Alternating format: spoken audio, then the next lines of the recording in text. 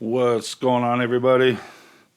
It is April 11th, 2024. I am the New World Order Survival Guy.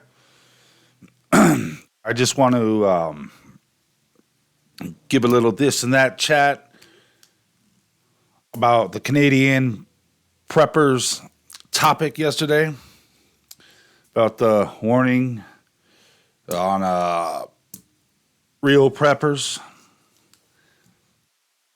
Interesting topic. He brought out some very good points. So I just want to touch base with that and go in a little detail about it. Just like an extended kind of conversation about that. All right, so he's talking about the micro preppers, the miso preppers, which is kind of the mediocre type preppers. And then you got the macro preppers. Now, the micro, as he was saying, he describes is basically like a bug out bag type of prepper. On the go, very little things. Get stuff along the way. Have very few items, and you have your fire starting tools and maybe like a life straw or some little water purification gadgets, if that. Let's jump to macro. Macro would be like basically like a homesteader, someone that has a well, someone that has farmland, maybe somebody that has cattle, pigs, chickens, whatever. Solar, enough solar to run all your equipment. Then you can get into like big water tanks or, sky's the limit. You can have your own big pond. All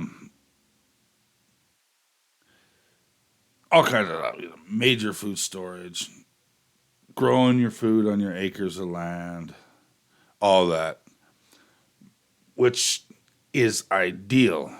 And it's a topic I'll get into just a moment. Then you got the miso preppers. That's kind of like the mediocre prepping stage. Like you say, most preppers start out as a bug out bag type of prepper. Then they eventually accumulate a little chunk of food, a little chunk of water. Just start basically buying a bunch of stuff. That's not big, That's not a super long term. It's more like a midterm type of prepping situation. Now, I say everybody should have their micro prepping bug out bag, period. That should be the number one thing that you start out with, and you get that tight. You have all the necessities that you can fit in there that's useful. You don't want excessive weight in a pack, but build your bug out bag with just the bare necessities,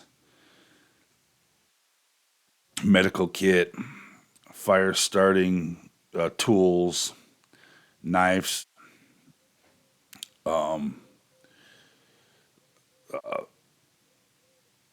some kind of shelter, you know, space blankets and stuff like that. There's lots of things, man. Medical kits, you know, you need blanket, you need stuff to keep you warm, treat you for minor illnesses and things like that. So that's that. Now you go back to the macro. What basically the Canadian prepper was saying is that as you get a bigger buildup of items, or you have big property growing your fruits and vegetables, and you have cows, and your lights are on at night. People can smell your food from miles away. You're going to be obviously noticed to desperate people as well as basically renegades that's just out to collect for their group or themselves. So what I just want to get into a little bit is what he didn't really get into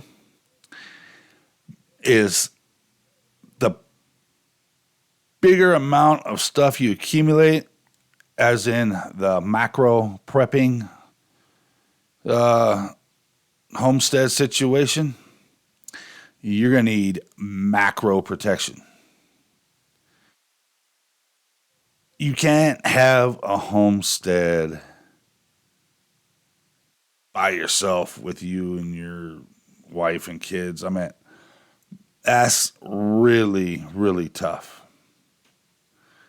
Because not only you'll be a target, you're going to be an easy target. Because there's people out there that really know what they're doing, that could be real stealth. I mean, you got Navy SEALs, you got military that maybe don't have as much as you do, and they know how to sneak up on you. And if, they'll get you. And there ain't nothing you can do about it. They'll snipe you out from a mile or two away. So,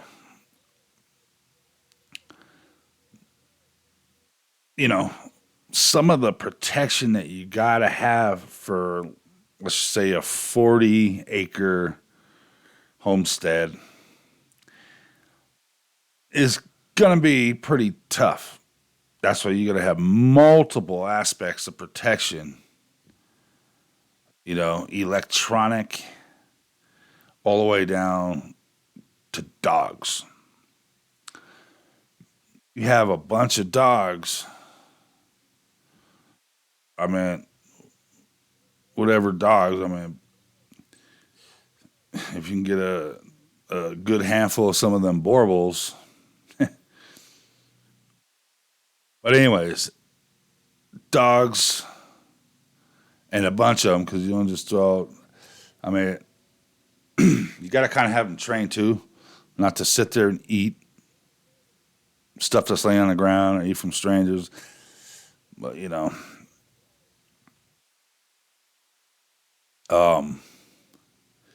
maybe a double layered fence. You have your main perimeter fence that holds your dogs in and everything else, like your cows and stuff like that. And then maybe, I don't know, 50 feet, 20 feet, whatever, away from your initial perimeter fence, have another fence.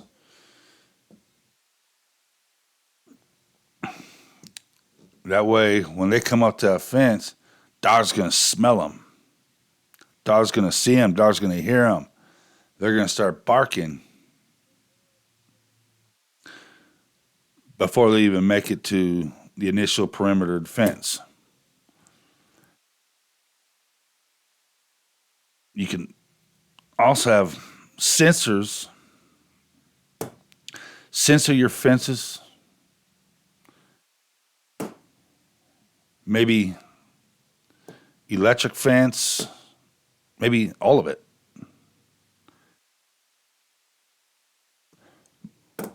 Cameras up high, at a distance, motion detectors, in trees or something beyond your perimeter. It may sound ridiculous, but that's literally what you got to do if you don't want to get your stuff taken. Otherwise, all you'd be doing is preparing and prepping for someone else because somebody's going to get it. Bet your butt on that. Somebody's going to come and get it. And they're going to take you out getting it. So you just accumulate whatever you can if you're a homesteader to protect your property, your family, because that's going to be your livelihood. You work so hard, paid so much money for a homestead. I know how much those cost, man. And it's more than anything I can ever afford. I'll tell you that. So I'm probably never going to be able to be a homesteader, especially to that extent of having all this stuff. I'm more of the miso, but I'm big into the micro.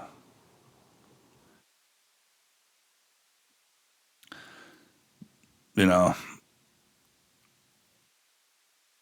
I got some stuff. I'm not gonna sit here and tell you what I got and everything, but I got some stuff. I ain't got a lot. So yeah, that's just what I want to get into with that, man. Is the more stuff you got have, the more means of protection and surveillance and to guard your shit. It's a bigger chore to do all that. It's hard. It's hard, man. If you have a community that you can trust, it makes it that much easier. Like a homestead watch, night vision cameras, because they're probably gonna attack from night. Maybe I don't know how they normally do it, but that's what makes sense.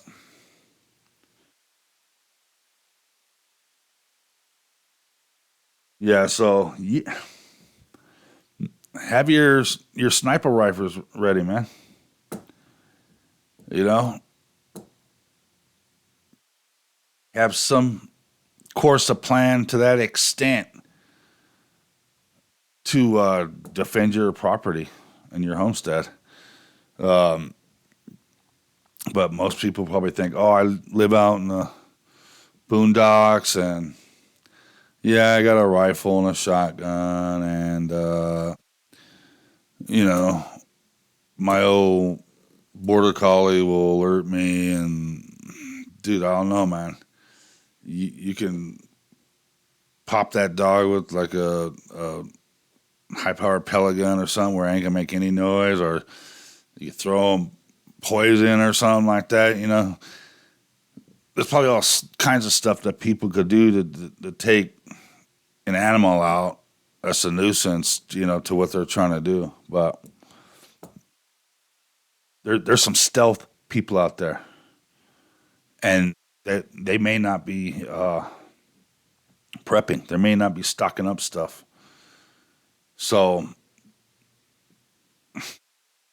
you can be a quick, immediate target because they like what they smell. They like what they see.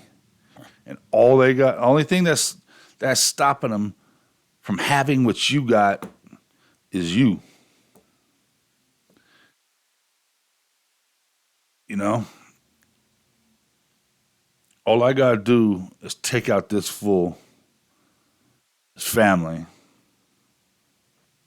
or whatever you got, and this could be mine. That I can guard this. Me and my friends, me and my family, we can take over this. You know,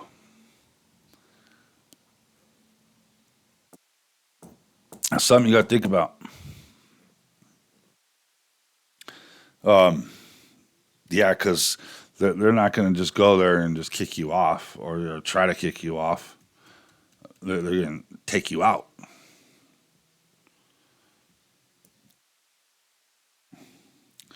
So I don't know, man. There's some weird times rolling in with threats from Iran and Israel, threats of mutual nuke attacks. Of course, if the United States intervenes, that that's I mean threats, whatever. But just sit back prepared. Because like I've been saying that something's going to happen, and it's coming. It's coming. I'm not going to say exactly how it's going to roll down because, but it's going to be it's going to be violence. So buy up the ammo. You can pretend like you're a illegal alien, and then you can go get some firearms. Back check, background check. So yeah, as far as the miso preppers, I take it that's just Canadian preppers terminology. So I'm just gonna use it just because I was talking about him. Keep that food rotated.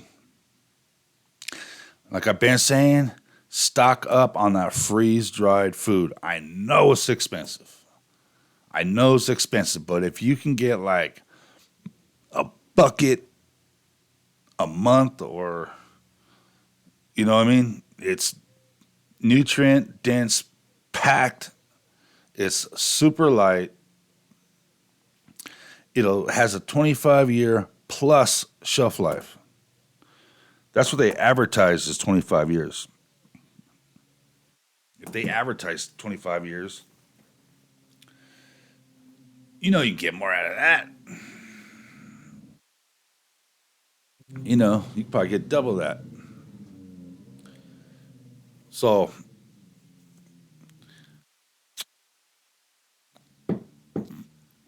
I'll just do that. Have you keep your bug out bag packed. Add to it. You know, because more stuff you have in there to make it easier on yourself, just in case. Hope you never have to use it. You know, nobody wants to have to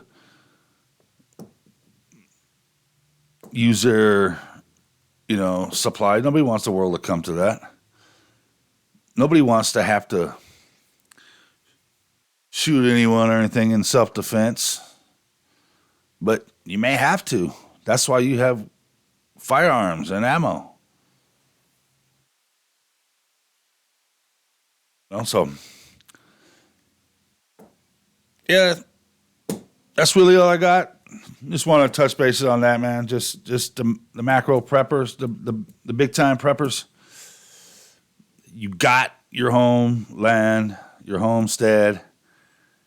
You need to spend some of that cash now on protection, any means of protection as you can. Use your imagination, man. Just think of.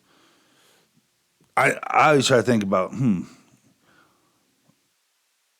like, Navy SEAL type guys, like real elite military guys try to do, because, you know, you wouldn't think that our military dudes would do that and stuff like that. But, dude, if they haven't been prepping because they've been busy or whatever, they're going to get hungry. They have families and they're going to want your stuff.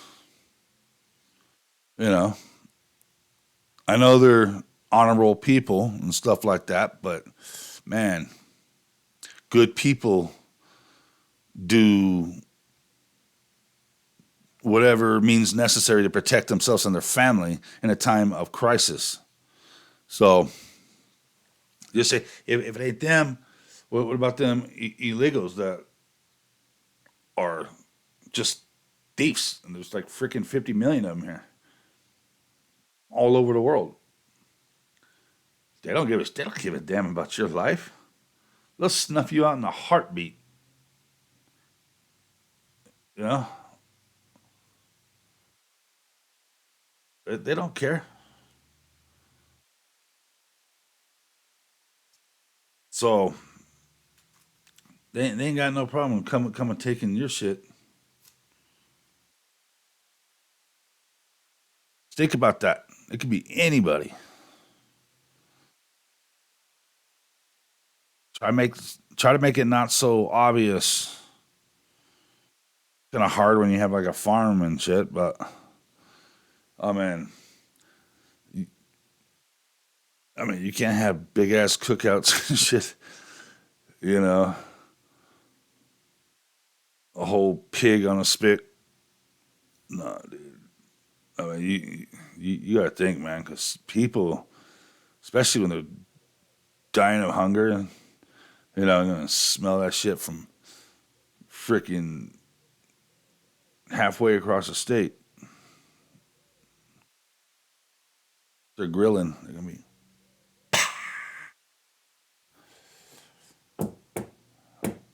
just all aspects, man.